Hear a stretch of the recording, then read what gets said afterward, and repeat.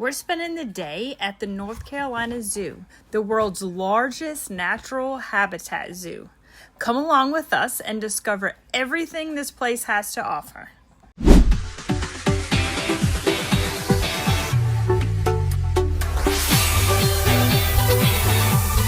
Hello everyone, Christina here for Parks with the Pigeons, and yep, you heard that right. This is the biggest natural habitat zoo in the entire world. So grab your comfy shoes because we've got a lot of wild ground to cover.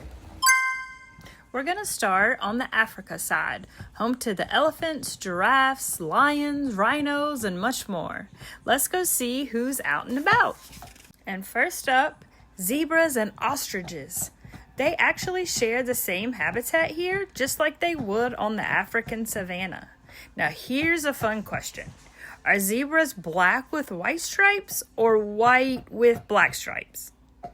Go ahead, take a guess. The answer? They're actually black with white stripes. How can you tell? Because their noses are black. These are the red river hogs. And yes, they are actually that color. With their fiery reddish fur and white face masks, they're some of the most striking wild pigs out there.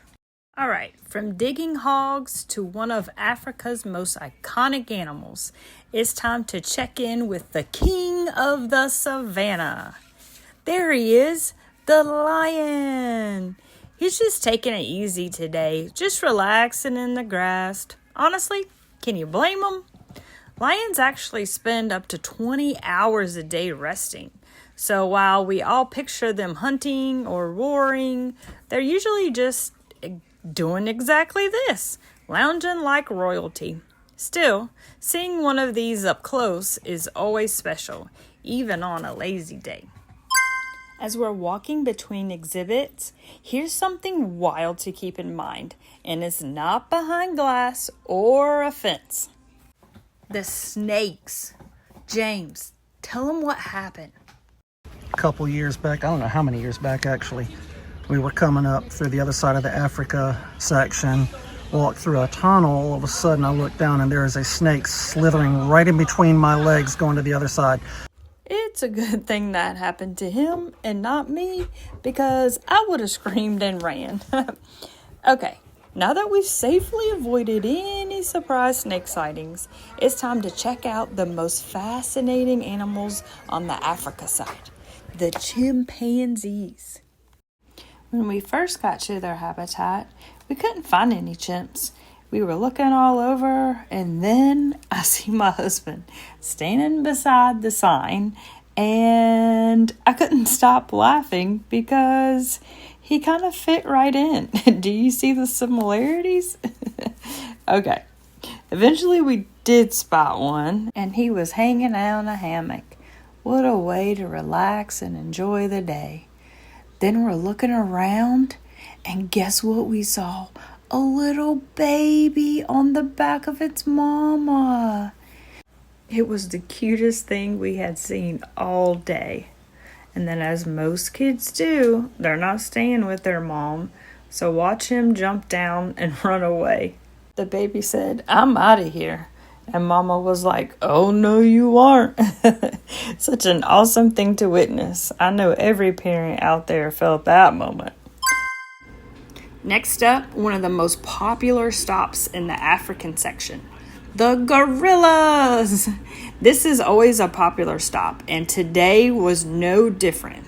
It took us a little while to squeeze our way up in the glass, but when we finally made it, we spotted one gorilla relaxing in the corner like it was his day off, while a couple of others were out stretching their legs. Not the most action-packed moment, but still cool to see them up close. Let's keep it moving and see if the elephants are feeling a little more dramatic and ready to put on a show. We spotted this one just casually flapping his ears. And if you're wondering what that means, it's actually how they cool themselves down. Dogs pant, we sweat, and elephants, they flap those giant ears. Pretty cool, right? Literally. Right around the corner, we found some of the most entertaining and, let's be honest, eye-catching animals on the Africa Trail, the baboons. Okay, let's talk about their bright red behinds. As wild as it looks, that bright booty actually helps cushion their seat when they sit on the rough surfaces. Nature's built-in pillows. Next, we wanted to check out the giraffes, but they weren't out. We definitely were bummed about that. But hey, that gives us a perfect excuse to come back. They were probably hiding and eating leaves off a tree somewhere. Well, speaking of food, it's about that time for us to get some as well. All that walking and animal watching definitely worked up an appetite. There's restaurants located in Junction Plaza, which is about the halfway point between the African side and the North American side. They've got the typical theme park food such as burgers, fries, pizza, chicken tenders. It's simple, but it definitely hits the spot. We went with the classics, burgers and chicken tenders. And here's the real win. This spot actually has air conditioning, which is a rare find, since most places around here are outdoor only. So if you need a break from the heat, this is a perfect lunchtime escape. Pricing was pretty standard for a theme park. I grabbed a cheeseburger and fries for $14.49, and James went with the 2-piece tenders and fries for $15.49. Portions were fair and definitely filled us up. No regrets. Just full bellies and air conditioning. After lunch, we decided to do a quick live review while everything was still fresh. So let's jump into that now. Just finished our lunch at Junction Springs Cafe in Junction Plaza, which is literally the halfway point of the zoo. It's it's not the top of the mountain, but it is the center point of the zoo. So both North America and Africa sections just join right here. Great place for foods, perfect spot for a break. There's more shopping right over here beside us. Carousel over here for the kids. And it's a key stop for the tram as well, which will be taken a little later in the video. Before our lunch, I had the cheeseburger and fries, which I wasn't expecting much, being it's a theme park food. But it was pretty good, actually, considering the hamburger was slightly juicy. There was no pink, which is the way I like it. She is not. She likes it well done. Yes, no piece for me. The bread held up just fine. The toppings were fresh. Fries were crispy. So, considering for a theme park, it kind of hit the spot. That was rather in-depth. That was an in-depth review of a burger. Well, I'm trying to explain. The bread was just right. I mean, they really got the bread to perfection. Well, it held up. It wasn't soggy is what I mean. All right, how was your chicken? Chicken was good. I just got the chicken strips with barbecue sauce, and it tasted like chicken. So a standard theme park chicken theme park chicken tenders was pretty good. You only get 2 strips, so at first I thought, well, that seems kind of light, but when I picked up the second strip, it was about the size of a full chicken breast, so that made it worth it. So I guess everything was good. Yeah. No complaints. Do want to mention you can get this refillable cup. It's $8.99, and your refills are $2.99, and you can bring it back all season long. So you might as well get this versus paying for a standard cup for over and over, because you need to stay hydrated. Definitely, it's a lot of sun in this park. There's trees and shades in some areas, but there's a lot of sun. It's just like Disney. You need to stay hydrated. You can refill it with soda, tea, icy, or water, and of course the water is free. Free water. Well, you want to go hit the butterfly exhibit? Yeah, we just found a butterfly exhibit. See how it compares to Disney's? Let's go see how it goes. All right. The Kaleidoscope Butterfly Garden is a small add-on, just $3 per person, but honestly, totally worth it. The garden was filled with beautiful butterflies, all kinds of colors and patterns flying around us. It was peaceful, relaxing, and really just magical.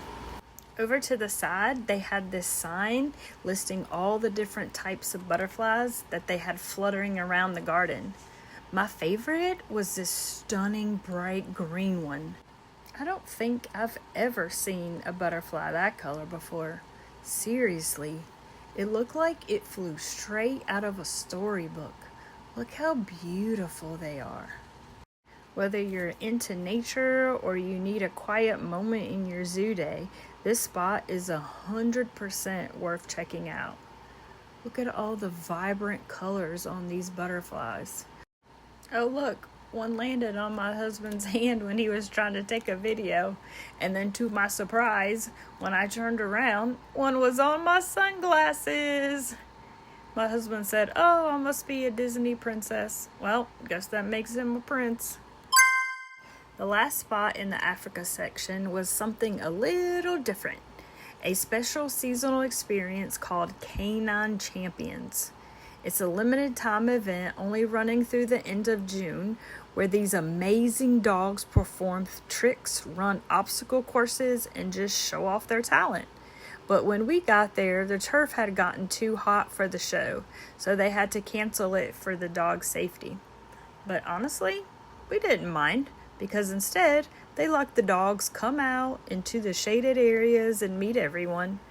We got to pet them, give them love, and spend some time, real face-to-face time with these sweet, talented pups. And if you know us, you know we are total dog people. We could have stayed there all day just playing and cuddling. But eventually, we had to tear ourselves away and wrap up our time in Africa.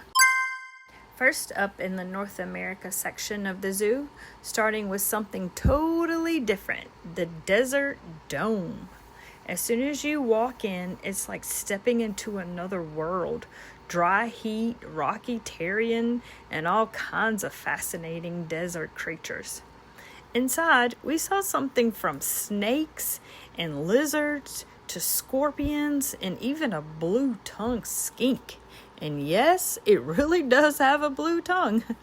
One of our favorites was the sand cat. It looks like an adorable house cat, but it's built for surviving the harshest desert conditions. And tucked away in one corner, some desert pupfish. They're tiny, tough little fish that live in shallow, salty desert water. The Desert Dome may be small, but it's packed with amazing animals you don't see every day. A cool, hot way to start the North America side. Next up, the black bears. And lucky for us, they were out and on the move. We caught them roaming around their large wooden enclosure, sniffing the air and checking things out. These black bears may look cuddly, but don't let that fool you. They are powerful animals. Oh, look, perfect timing. One of the zookeepers just came out and threw in a big slab of meat for feeding time. Watching the bears go after it was awesome. You could really see their strength and instincts kick in. It was like a front row seat to wild behavior, and such a cool moment to catch. On our way to the next exhibit, we stumbled across something really exciting. The zoo is working on a brand new region, Asia. We're not quite sure yet which animals will be moving in, but you can bet it's gonna be amazing once it's done. Alright, on over to the stream side. This area is designed to feel like a mountain stream deep in the forest, and it's home to all kinds of freshwater creatures, from fish and turtles to salamanders and more. But the real stars of the stream side, the otters, of course. These little guys were full of energy, darting through the water, flipping, chasing each other, just completely stealing the show. Streamside was a great reminder that some of the most fascinating animals aren't always the biggest ones. Sometimes they're just more fun to watch.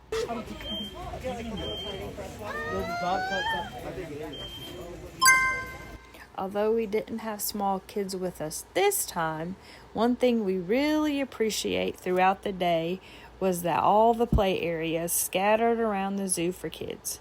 Some spots had fun animal statues for the little ones to climb on or pose with, while others had full playgrounds where kids could run around between exhibits. After they work up a sweat, then it's time to visit the coolest parts of the North America section, the Ice Cave. This area gives you a taste of the frozen tundra, and it's home to one of the fluffiest and most adorable animals in the zoo, the Arctic fox. We saw a couple of them out and about munching on some frozen treats. Here's a fun fact I actually learned from my daughter who did a school paper on them years ago. Arctic foxes change colors with the seasons. Did you know that? In the winter, they have white fur to blend in with the snow, and in the warmer months, their fur turns brown or gray to match the tundra. It was such a neat moment, a fun exhibit and a cute animal, and a reminder that sometimes your kids end up being your best source of animal facts. As we made our way over to the polar bears, I'll be honest, I wasn't expecting to see much in the midday heat. But to our surprise, there was one out and about and open just as casually strolling through the grass. It was such a cool moment, literally, to catch him out and about before he made his way back to the shaded cave to stay cool. These little guys look like cartoon characters, but they're real seabirds known for their bright beaks, funny walk, and incredible skills for diving. Let's eavesdrop on the puffins for a little bit. They sound like they're gossiping about the whole zoo.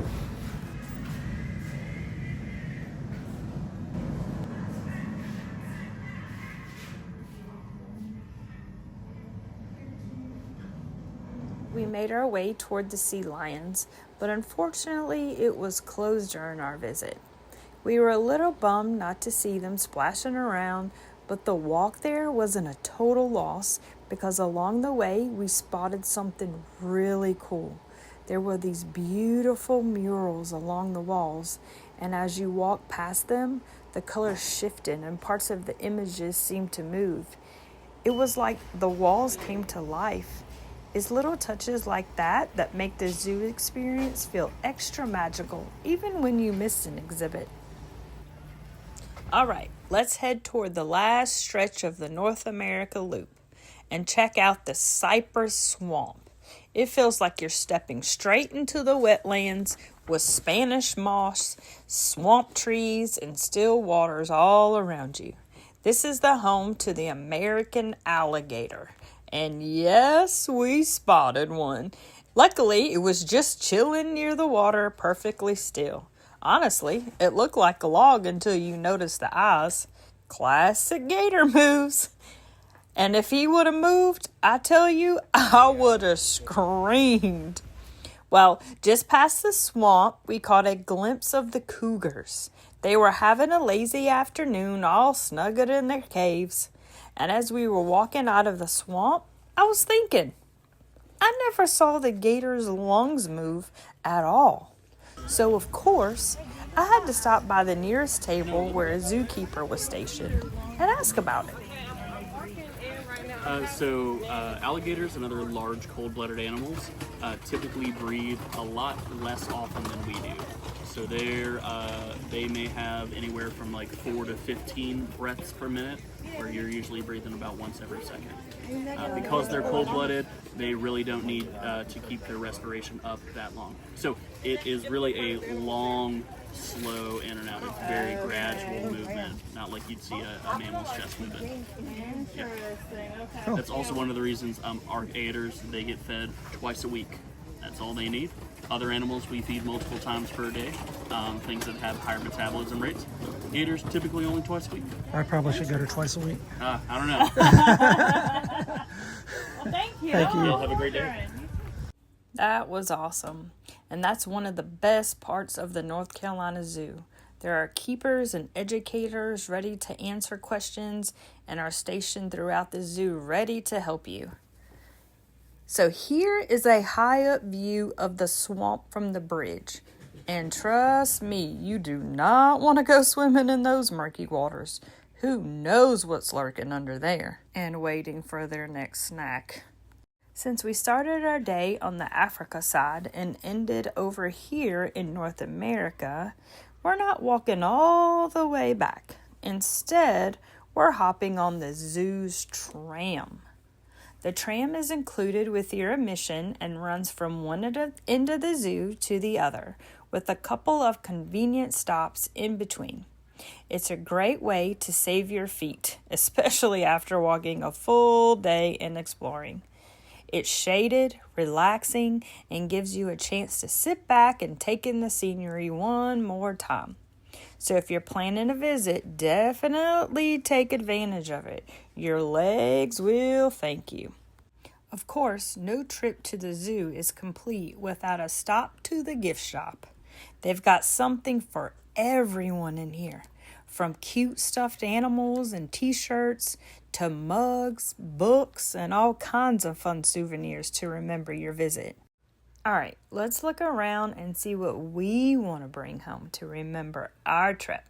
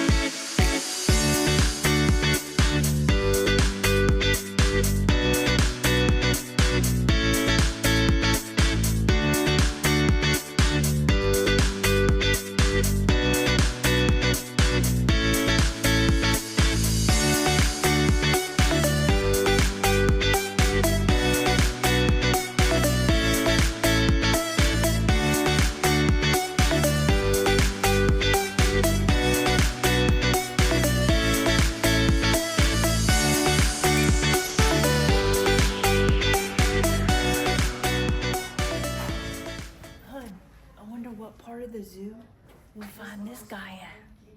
Well, let's look for him. Yeah, we're gonna look for this guy. All right, we're gonna find him on the map.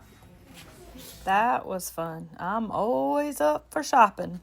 Before we head out, there's one last thing I want to do. Ladies and gentlemen, I give you Sabrina.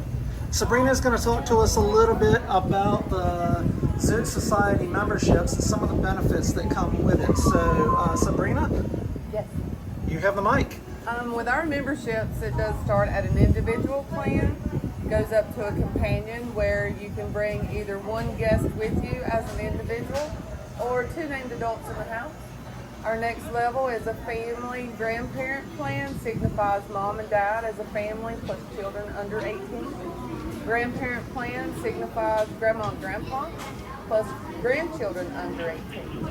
Also jumps up to a zookeeper plan where the family grandparent can either bring two extra guests, which is any adult, child, or senior. Also, it goes to a curator plan where there's 3 guests involved.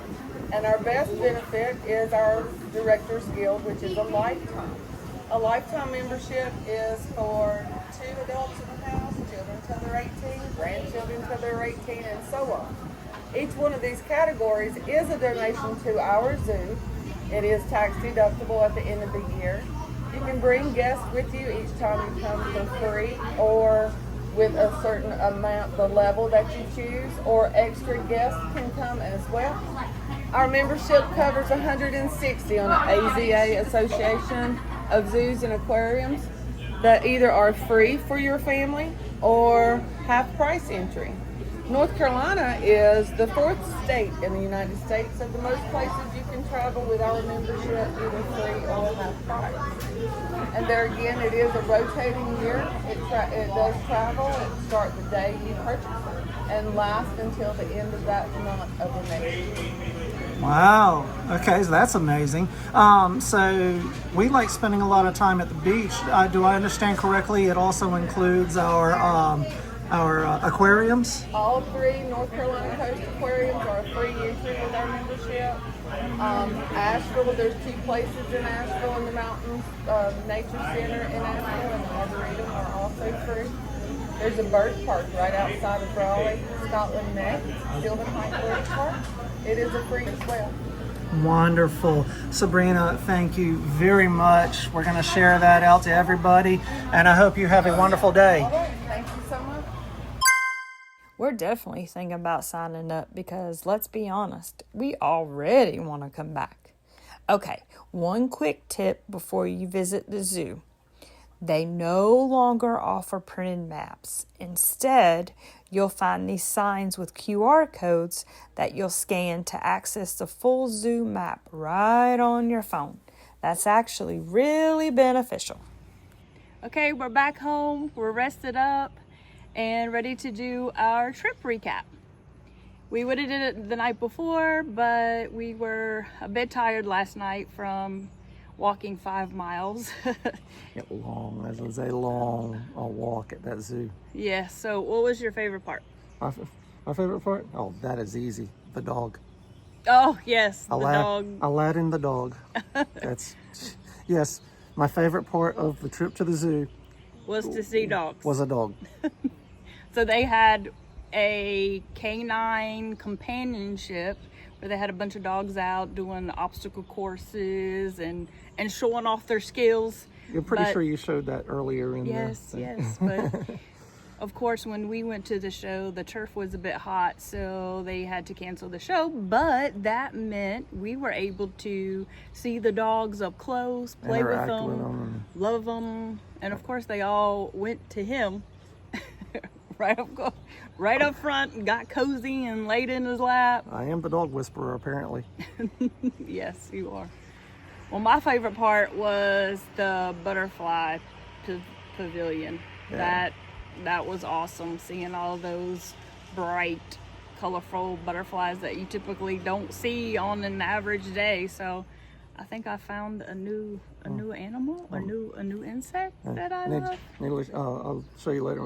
Matt responded. I sent him a picture of you with a butterfly on your head, and our friend Matt from Monarch Miracles, they do a lot of butterfly things. Yeah, that was really cool. I love that. That was a very, very cool part of the adventure as well.